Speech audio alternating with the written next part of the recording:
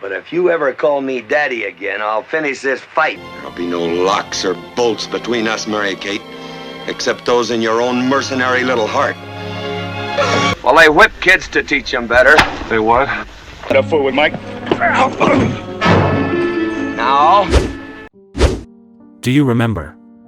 John Wayne, the man in the cowboy hat, standing tall against the setting sun of the American West, where gunfire echoed and dust blew across every black and white frame. He was the image of an old America, bold, determined, never backing down. But, if you turn off Highway 371, follow the dusty road into Temecula Valley, California, you'll find a vast stretch of land now overgrown with weeds. An old ranch. A wooden gate left to rot. A small house, still and silent under the afternoon light, the place where he spent his final years, and where he quietly slipped away. Children scattered in different places. An estate tangled in dispute. Belongings untouched, gathering dust. You think you know him. But that's only the story told through the lens. This is the part that was left behind. And today, we open it together, with all the respect due to a true legend. John Wayne was born Marion Robert Morrison. Born in 1907, into a working-class family of Scottish-Irish descent in Iowa. His father was a pharmacist with an unstable income, and the family moved often. There were years when they lived without electricity or running water, and perhaps it was that hardship that shaped the rugged presence America would never forget. His path to film was almost accidental. He started out hauling props on movie sets, eventually landing background roles and bit parts. It wasn't until 1939, with Stagecoach, that the spotlight finally found him. From that moment on, he appeared in over 170 films, one after another. Do you remember? Those quiet weekend nights, when the black and white TV carried his gravelly voice, his steady stride, his serious face, not one for many smiles, but enough to hold an entire household in silence. He wasn't just on screen. He was present, in memory, in belief, and in the simple things people once took pride in about America.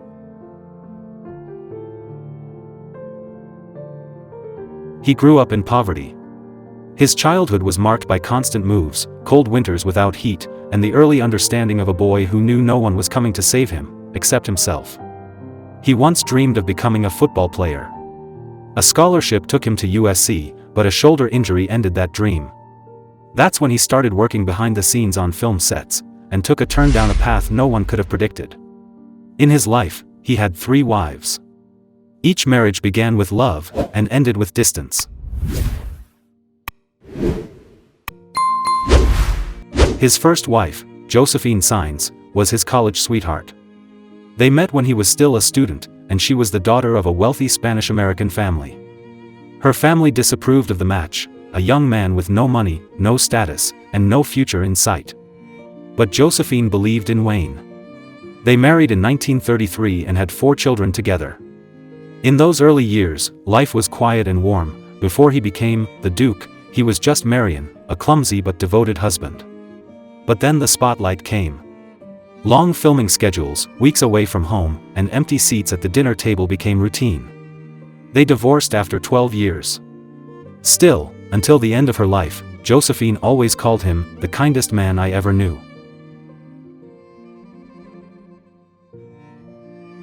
His second wife, Esperanza Bauer, was a Mexican actress. They met at a Hollywood party, where whiskey, smoke, and whispers pulled them into each other's orbit. It wasn't a peaceful kind of love, it was passion, jealousy, and volatility. Esperanza was known for her temper. Once, in a fit of rage over Wayne coming home late, she reportedly pointed a gun at him. The marriage lasted less than 8 years. It ended in bitterness, and left wounds on both sides.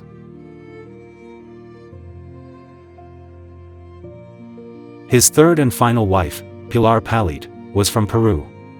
They met while Wayne was filming in South America, and she was the daughter of a prominent politician. Pilar was young, gentle, and brought him a sense of home he hadn't felt in years. They married in 1954, had 3 children together, and stayed married for 25 years. But in the end, the spotlight of Hollywood slowly eroded what they once had. They lived separately for many years before his death. Pilar was by his side in his final months, not as a wife, but as an old friend. John Wayne loved with intensity, but he always belonged more to the screen than to the home. And those three women, each from a different chapter of his life, carried with them pieces of a man he never quite managed to put back together. John Wayne started from the bottom, literally, in the studio storage rooms. No connections. No acting school. As a college student, he worked at Fox Studios to pay for tuition, hauling props, assisting on sets. That's when he met director John Ford, strict, quiet, but sharp-eyed. Ford didn't hand him a role right away. He let Wayne watch. Carry. Wait. Stay silent. For nearly a decade, John Wayne took background parts, blink-and-you'll-miss-it roles, anonymous faces that came and went. Then in 1939, Ford cast him in the lead role of Stagecoach. It wasn't just a part, it was a test. Hollywood was gambling on a nobody. And he didn't let them down. After Stagecoach, America began to notice the heavy stride, the gravelly voice, the presence that didn't imitate anyone else. Through the 1940s and 50s, he became the face of westerns and war films. In The Searchers, 1956, he played Ethan Edwards, a bitter soldier returning from the Civil War, disillusioned and alone, considered by many to be his most layered performance. Red River, She Wore a Yellow Ribbon, Sands of Iwo Jima, all cemented his image as a man of honor, loyalty, and quiet endurance. In 1960, he directed and starred in The Alamo, a project he personally financed, despite major financial risks. It wasn't a perfect film, but it was a declaration of belief.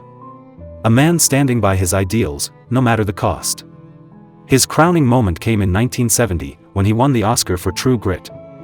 As Rooster Cogburn, a gruff, one-eyed U.S. Marshal with a bad attitude and a soft heart, he stood on stage in a tuxedo, bowed his head, and said simply, "If I'd known it would feel this good, I'd have tried for it sooner." Not because that role was better than the others. But because people understood, it was an award for a whole era he had carried on his shoulders. Not everyone liked John Wayne. But no one ever truly replaced him.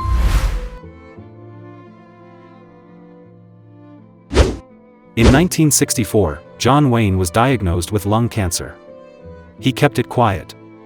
Underwent surgery to remove a lung and 2 ribs, and then, just months later, returned to acting as if nothing had happened.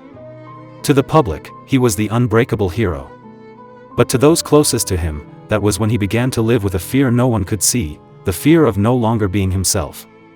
Throughout the 1970s, his health declined noticeably. The towering figure now moved slower.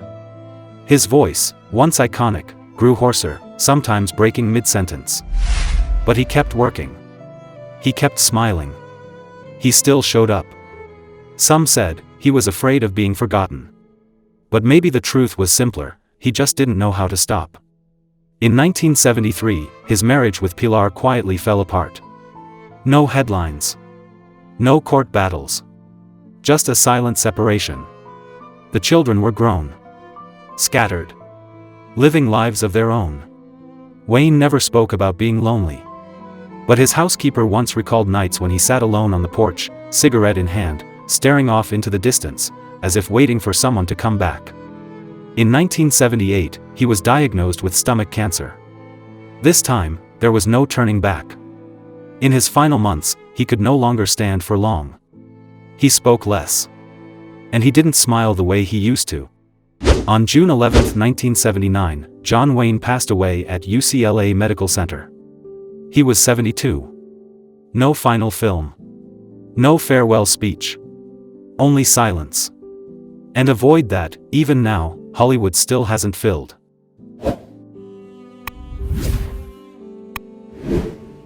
In Hemet, California, about a 20-minute drive from Temecula, sits Rancho Pavaril, a nearly 3,000-square-foot home that once echoed with the sound of children's laughter, horses neighing, and John Wayne himself sitting quietly on the porch, watching the last light of the day stretch across the hills.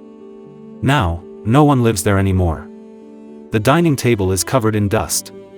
The cowboy hat he once wore still hangs on the wall, untouched. An old TV sits silent, a worn VHS tape of True Grit still labeled on the shelf.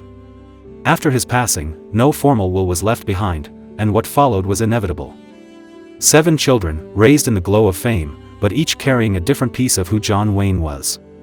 Some wanted to preserve his legacy. Others saw only a burden. His youngest son, Ethan, filed a lawsuit to reassess the estate's value after one sister moved to sell her share.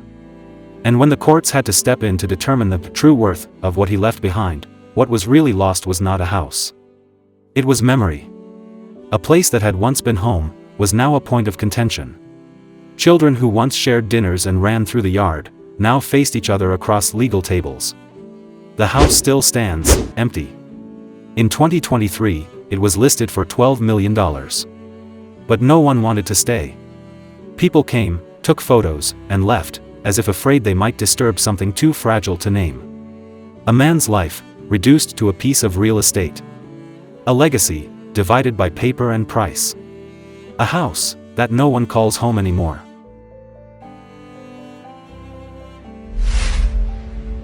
The day he died, America fell silent. No grand tributes. No state funeral. Just small families, fathers and sons sitting together, like they had done decades before, exchanging quiet looks that seemed to ask, "He's gone?" John Wayne's legacy doesn't live in a golden statue or a spot on some list. It lives in the memory of those who once believed that no matter how much the world changes, there are some things that should never change. And he was one of them. If John Wayne was ever a part of your childhood, if you remember what it felt like to sit beside your father, quietly watching him ride across the screen, share that memory below. A favorite film. A quiet moment. A line you never forgot. Because when we remember together, he's still here. And memories, they don't fade away.